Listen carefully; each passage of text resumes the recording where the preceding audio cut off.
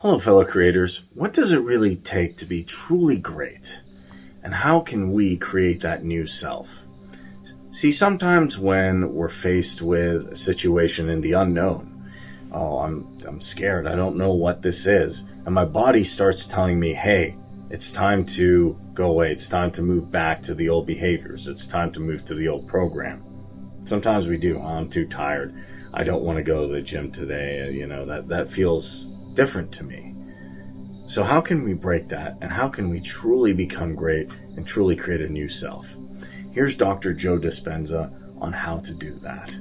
I kind of moved past the word visualization because I think it kind of conjures up a little bit too much of a spiritual association. The word that's used in science is called mental rehearsal. In mental rehearsal, there's two types of mental rehearsal. There's what's called internal mental imaging, which means you're in the scene as the first person experiencing it. And then there's called external mental imaging, which is you're observing yourself in the scene. Turns out that when you are actually in the first person and not the third person, that action of rehearsing what you're doing produces the strong biological change. Now let's talk about this. You can take a group of people that have never played the piano before, and you can do a functional brain scan on them, and then you can teach them one-handed scales and chords. And they'll practice those chords 2 hours a day for 5 days. At the end of 5 days, they grow a whole new set of circuits on the opposite side of the brain. Well, that makes sense. You learn something new. Learning is making new synaptic connections. You get your body involved with some instruction. When you get your body involved, you're going to have a new experience. Experience enriches the brain. You pay attention to what you're doing. You got to pay attention. You got to stay present. And if you repeat it over and over again, firing and wiring, you assemble new networks of neurons equal to your experience. Nothing new there. But you can take a group of people and you can have them close their eyes, do a brain scan on them before the experiment, 5 days later do a brain scan after. And for 2 hours a day, they mentally rehearse playing those scales and chords. At the end of 5 days, they grow the same amount of circuits in their brain as the people actually physically doing the exercise. So what's the relevance? Number one, when you're truly focused and you're truly paying attention, your brain does not know the difference between what's going on out there and what's going on in here. So the thought becomes the experience, and the brain looks like it's been playing the piano for the last 5 days, but they never lifted a finger. Now, from a biological standpoint, our brains are a record of the past. They're an artifact of everything we've learned and experienced to this moment. When we prime the brain to change its circuitry before the experience, now the brain is no longer a record of the past, it's now a map to the future.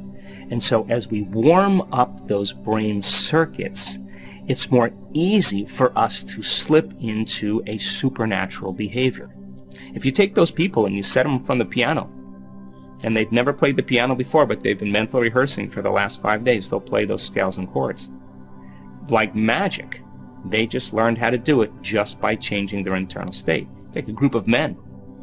You can have them close their eyes and for an hour a day mentally rehearse doing bicep curls over and over again, and they add an emotional component called harder, stronger, more intense, and they put themselves in that first person internal mental image.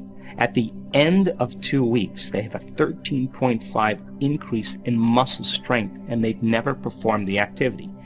Not only is the brain changed to look like the experience has already occurred, now the body has changed by thought alone. The body looks like it's been working out for the last 2 weeks. So then, the power of mental rehearsal, of imaging, primes the brain and body to look like the future has already occurred. And when you set the extent of your limit, and you can image what you can do even further than what's normal, then you are stepping into the unknown. And of course, then your body is going to follow your mind because the experience has already happened. You know, the challenge behind all of this is that people have to understand that there is a journey that they have to take. In other words, 95% of who we are by the time we're 35 years old is a set of memorized behaviors. emotional reactions, beliefs, perceptions, attitudes, behaviors that function like a subconscious computer program. 95% of who we are is a habit. And it's programmed in the body. If you keep doing something so many times, the body knows now how to do it better than your brain. So if that's 95% of who we are, the body becomes the mind, and most of the time people are unconscious. So they're unconscious to the way they think.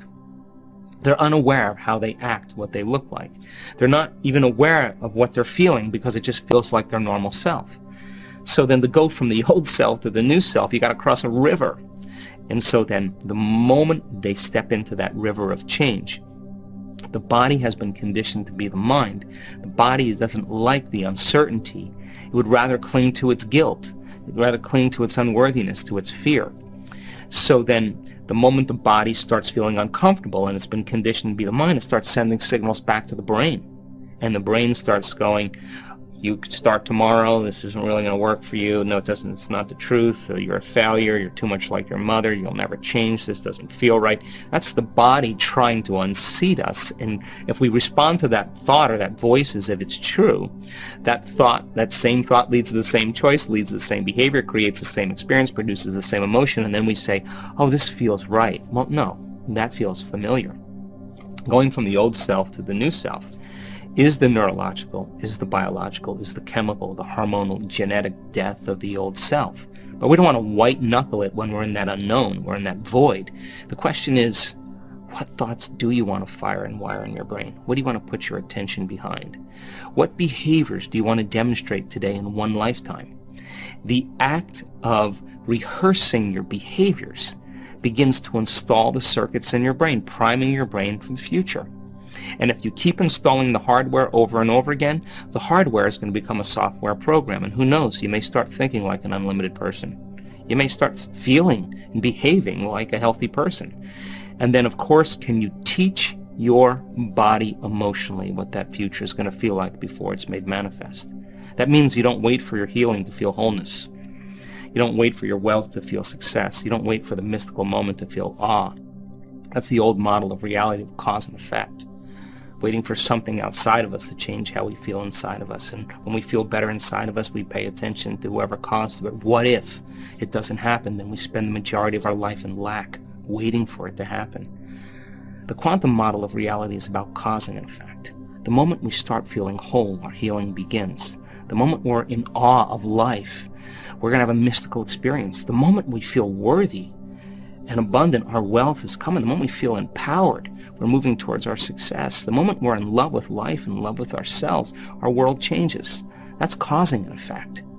So the model then of change is becoming conscious of our unconscious self. And the word meditation literally means to become familiar with. So if 95% of who we are is hardwired and conditioned, you got to start thinking about what you've been thinking about and change it. You got to become aware of how you act and what your habits are. So familiar, so conscious of it, that you would never go unconscious again. And then you got to look at those emotions that keep you anchored to the past and decide, do these emotions belong in my future? And I think that most people try to create a new personal reality as the same personality. It doesn't work. We literally have to become someone else. So then as you cross the river and you say, what thoughts do I want to fire and wire in my brain? What behaviors do I want to demonstrate? If you keep firing and wiring those circuits over and over again, it's going to begin to become familiar to you. And if you keep cultivating elevated emotional states, just like you cultivate fear or guilt, if you keep doing that enough times, it's going to begin to become familiar to you. And over time, you change and transition.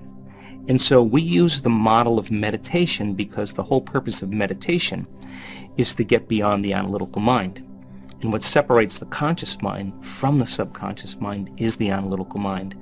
So then we have ways in different meditations to teach our students how to change their brainwaves from that high alert beta brainwave state that switches on when a person's in chronic stress, to be able to regulate and change their brainwaves, to teach them how to go from focusing on matter and objects and things to focusing on nothing, to focusing on space, to go from a narrow focus to an open focus. And when that occurs, brainwaves begin to slow down. And if they're sensing space and they're not analyzing and thinking, different compartments of the brain that were once subdivided because of the hormones of stress, because they're shifting their attention to their kids, to their wife, to their job, to their problems, to their cell phone, to their emails. Each one of those things is a neurological network in our brain. Keep doing that, the brain starts firing incoherently. When the brain's incoherent, we're incoherent. When the brain isn't working right, we're not working right. So by regulating and changing brainwaves and teaching our students how to do it, in time then the brain starts to synchronize. If you're no longer analyzing and thinking, the autonomic nervous system steps in, which is its job is to create order and balance. As your brainwaves change, you begin to make contact and go from beta brainwaves to alpha brainwaves. And when that occurs, all of a sudden, different compartments of the brain that were once subdivided start to synchronize. And what syncs in the brain links in the brain. And all of a sudden, we start feeling more whole. And it's the autonomic nervous system then that starts to regulate balance in the neocortex. And we start feeling more in balance. To regulate and change the brainwaves, when you go from beta to alpha, you're moving right beyond the analytical mind. Now you're in the operating system, where those programs exist and where true change can take place. And so our students can change their brainwaves in 4 seconds, in 5 seconds, in 9 seconds, in 13 seconds. And it's not like a race to get there, it's just a skill. They just know how to do it. And so when they get into the operating system and they change those associations or those emotions or those habits into more productive ones, of course, when they present themselves to the world, there's some change in the process. So we use the model of meditation as a means to do it. And there's different meditations that we use, of course, and we like our students to do the work every day, and our students don't go, oh gosh, I got to meditate today. They've had so many instrumental effects because of it that they look forward to it, because not only does their biology change, but their life changes. Welcome back, fellow creators. So as we can see, to be great, to create that new self, you have to get outside of your comfort zone. Now, I know your body is going to start sending signals to your mind, hey, you're in the wrong place. Even it could be something like making a video. Oh, you can't be in front of these people making a speech. Remember, you have stage fright. You're scared of this. No, you can't go after A, B, or C. Remember, you're scared of having too much wealth. You're scared of that relationship. What if it doesn't work out? What if you don't handle your money right? What if being an entrepreneur is too difficult? And then your body will keep pushing that. What you need to do is become aware of those thoughts. Become aware of them. Become conscious of the unconscious. And once you become conscious of them, start to create a new program through the two big things we've talked about, a clear intention and elevated emotions. And you can do this through meditation. Because when you're doing meditation, you're allowing yourself to rewrite the old program, to rewrite the old self and become the new self. See yourself doing what you want to do. Experience it. And with those elevated emotions, really feel it. And then it starts to come into fruition. So next time your body's in that situation, you've created that new program, and you're going to go after what serves you. Look at the emotions and feelings and thoughts that don't serve you. Become conscious of them. Get rid of them. And work your way to becoming the greatest version of yourself. Be sure to subscribe, hit the notification bell, like this video, leave me a comment below, and thanks for watching. All the best.